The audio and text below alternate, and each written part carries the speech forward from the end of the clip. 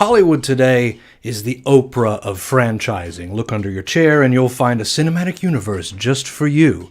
In this series, a very serious series about series, we take a nice little stroll through some of the oldest and best-known franchises in film and gaming, or just basically whatever the hell I feel like talking about. I figured I would start this series off properly, with the oldest and longest-running movie series of all time. And I bet you'll never guess which one that is. The greatest family video series ever is back, with The Land Before Time, Journey to Big Water.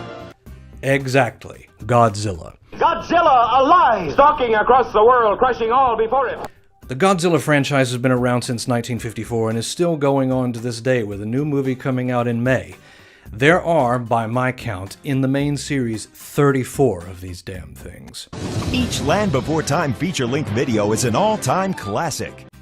And I'm going to be watching every single one of them, all the way up to 2016 Shin Godzilla, and counting down to the opening of the new movie. I'm going to watch every single one of them, and I'm going to give you my hottest, sexiest takes possible. So join me for this exercise in personal torture, and hopefully we'll have a good time. So let's jump in and get green.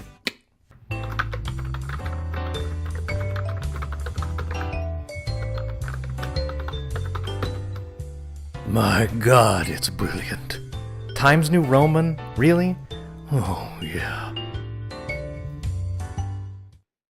Godzilla, king of the monsters, whose death ray blasts the city from the face of the earth before your very eyes. Godzilla alive! Stalking across the world, crushing all before it. Is Godzilla fantasy or a prophecy of doom? For the answer, see Godzilla, King of the Monsters. A tale of horror more fantastic than any ever written by Jules Verne. More terrifying than any ever shown on the screen. Godzilla, King of the Monsters. Incredible titan of terror. A story to stun the mind as a gargantuan creature of the sea surges up on a tidal wave of destruction to wreak vengeance on the earth. Godzilla, King of the Monsters. Fantastic beyond comprehension. Tripping beyond compare. Astounding beyond belief. The mightiest monster of them all. Godzilla, King of the Monsters!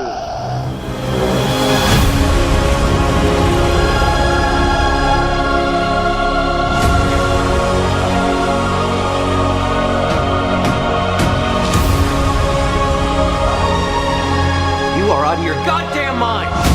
I am sorry, but this is the only way.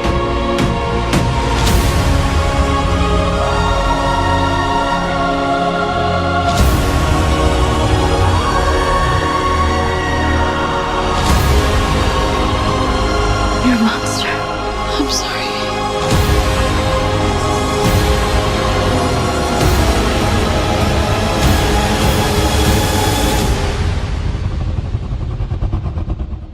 Long live the king.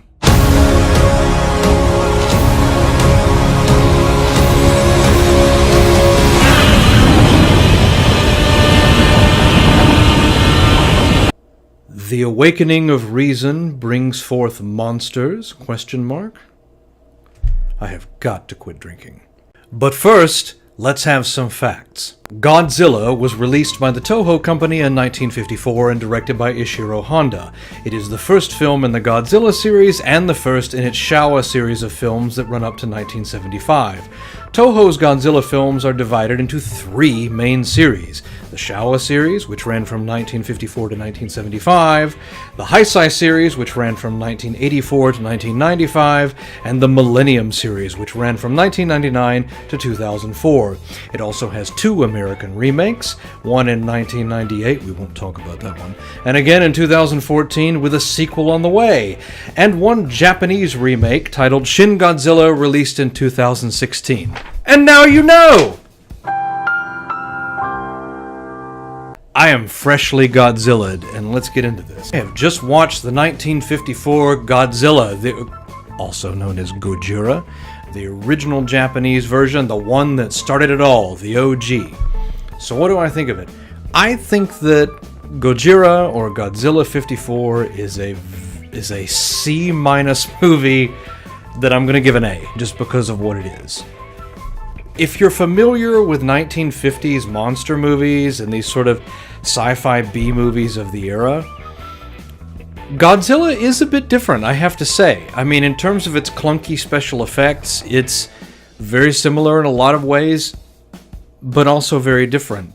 The level of destruction in this movie is not like anything you see in any of the other, even the like big sci-fi films like Earth versus the Flying Saucers, or The Beast from 20,000 Fathoms, or any of the other big monster or destruction movies or disaster movies of the era. You don't see the level of destruction like you do in Godzilla. Godzilla is on a whole other level, a whole nother level. The story has got some problems. Let's just put it that way. They put in a love triangle, and it has to be the most apathetic love triangle I've ever seen in a movie. This movie is sad. It's a sad movie. It's very depressed. Everyone is very worried and very concerned. No one's having a good time in this movie. Nobody. Absolutely nobody. So the story, if you're curious about where Godzilla comes from, because none of the other movies really make it clear, all the other movies sort of present it as though he's just always been there. Like Godzilla's just this thing, like, Tokyo just gets destroyed periodically and we just deal with it. Hey, it's sort of like litter or, light pollution. It's just part of living in a city, You got trash everywhere, you got homeless people, and you got this giant monster that shows up and wrecks everything every once in a while. So the story goes that there is a ship that's out at sea, and I think it's a fishing ship, and it encounters some sort of radioactive menace out at sea. It's very vague, doesn't really show you, and everyone dies. And then they send out another ship in the area to go investigate, and that ship gets destroyed.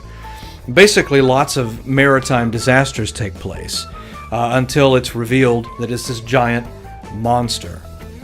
They sort of link Godzilla with superstition a little bit. There are islanders who used to worship this deity that would eat up all of their catch, right, all their fish from the sea, and then they would sacrifice a virgin to the deity or the monster or whatever, and then that would allow them to be able to catch fish again. The movie sort of suggests that modern science has brought to life this old superstition. So it's kind of like the plot of The Meg. All this H-bomb testing has opened up these pockets of life in the deep, deep, deep parts of the sea. So there's all this old prehistoric life down there that was sort of trapped. And all of this H-bomb testing from the United States and the Soviet Union ultimately unleashed this prehistoric terror and mutated it and made it worse. It's interesting how they sort of mix superstition with science. I think that's what my sentence there was alluding to. That's kind of interesting. The characters in the movie are as flat as this notebook. I mean, just flat, flat, flat. So you've got Emiko, who is sort of the female damsel, the sort of, oh, I'm just here watching everything. And then you've got Ogata, who is her kind of hunky, like, yes, I'm here to be the hero. And then you've got the most famous character of the movie, Dr. Serizawa, who she's actually engaged to at the start of the movie. And Serizawa is a kind of a strange character. He's sort of emo and like very just sort of like self-loathing, and he's brilliant, but he hates his brilliance, and he's developed this ultimate weapon, which I'll get into in just a minute. That's not actually all that ultimate. And she friend zones his ass and calls it all off and goes for Ogata, the hunky guy, tells Serizawa to take a hike, but she still kind of likes him, and it's really inconvenient because Ogata is in the military, and ultimately, of course, the military cannot defeat Godzilla, and so they require Serizawa and his ultimate weapon, which is called the Oxygen Destroyer, and it's probably the single most disappointing ultimate weapon in any sci-fi movie history. It's supposed to cause the oxygen atoms of living things to split against each other and something like that. The effect is that basically it looks like a Alka-Seltzer tablet from hell, where you just drop in this big pill and then everything gets real fizzy and everything dissolves. It kind of reminds me of this toy we had back in the 80s, where you basically took a plastic skeleton and you put Play-Doh on it, and then you dipped it in this water, and then you put this thing in it, and it dissolved all the skeleton away, and it was supposed to be like, oh, no, it's eating the flesh. It wasn't eating the flesh. It's the same sort of thing here. It just doesn't work. So there's a scene where he demonstrates the oxygen destroyer, and it's like a fish tank, and he's got these fish in it, and Emiko is there, and he's going on about how, oh, this knowledge that I have is just, oh, it's too much. It's way too much. And he takes the little tablet and he drops it in there, and then he turns on this Boris Karloff device behind him, and then the water gets real bubbly, and then all of a sudden all that's left of the fish is their bones, and it's so utterly horrifying that Emiko cannot handle it, and she has to scream and hide her face. Emiko is way too easily impressed. So there's also another doctor in the movie. It's Emiko's father, whose name is Dr. Yamane, and Dr. Yamane is one of these type of stock movie characters who's very old and very wise and is constantly looking with consternation and just complete disapproval of everything he sees. And strangely enough, he has this preternatural knowledge about Godzilla. So when Godzilla shows up and destroys Tokyo, there's a scene where the military, of course, has all these floodlights going everywhere, these spotlights, and he runs up to the perimeter of the military and he says, "Don't shine spotlights in Godzilla's face, that will only make him angry." Bitch, how do you know that? There's no experts on Godzilla. No one's ever seen anything like this before. How would you know that spotlights would get on his nerves? This movie is loaded with errors like that. The effects are definitely of their time. And that means, when I say of their time, I don't mean that they're bad. Well, some of them are bad. Some of them are bad. But some of them are actually pretty cool. So you've got these shots of Godzilla walking around Tokyo, and it's this sort of matte shot where they show the entire city, it's like a panorama. Almost like a roundabout shot of the entire city just in complete flames, and Godzilla is of course lumbering in the middle of it. It's actually pretty cool for dated effects. I thought it looked pretty neat. But there are other effects that are less successful. Godzilla's breath, the atomic breath, looks a bit like an aerosol can, like he thinks that you smell bad and it's time to just Febreze. There's a scene at the end where the Japanese military sends airplanes after Godzilla, and it kind of literally looks like somebody's off camera, like flinging paper airplanes at a guy in a suit. You know, the imagery in this movie is strikingly similar to Hiroshima.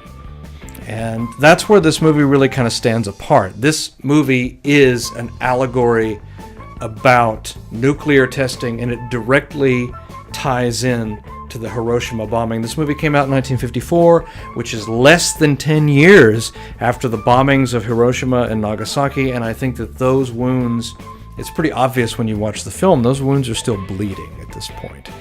And so it reminded me a little bit of Steven Spielberg's War of the Worlds. I know that's not a perfect movie either, but if you watch Steven Spielberg's War of the Worlds, it was released in 2005, about 4 years after 9/11, and it uses imagery from 9/11 very, very strongly to sort of convey this mortal terror of these aliens. The idea of this terror that's been here the whole time is very similar to Godzilla, really. That's been here the whole time. And all of a sudden it rises up. Just remember the shots in War of the Worlds of people being covered in dust and running around in these sort of long alleyway shots. Very, very similar to a lot of the footage we saw coming out of 9/11. I think Godzilla 54 is in the same vein. There's a lot of stuff in this movie that is directly related to Hiroshima. This movie has all the cliches. All of them. Pretty much all of them are there. But I don't really mean that as a bad thing. Like, I love these old sort of B movies, and I even like modern B movies. A lot of these cliches are still active in today's filmmaking. Godzilla created a lot of the sort of visual language that these big budget disaster movies still use to this day. I mean, they do it with a lot more sophisticated special effects, but I think this movie was very ahead of its time in a lot of ways. Again, the level of destruction in this movie was Michael Bay before Michael Bay, like 50 years before Michael Bay. This movie, it really goes for it. It's on another level than movies of the era. So I'm going to give Godzilla 1954 an A, even though it's kind of a C- movie. So yeah, that's what I'm going to give it. I think it's a really fun movie to watch. I don't think kids will like it as much as the other movies in the series, but I think that curious and adventurous adult viewers will get a lot out of it. So that's Godzilla. And that's an A for effort for Godzilla 1954, and that wraps up episode 1 of the Godzilla series of a very serious series about a series. Stick around for episode 2 when I review Godzilla, King of the Monsters, the American counterpart to Godzilla 1954, and until then, stay green.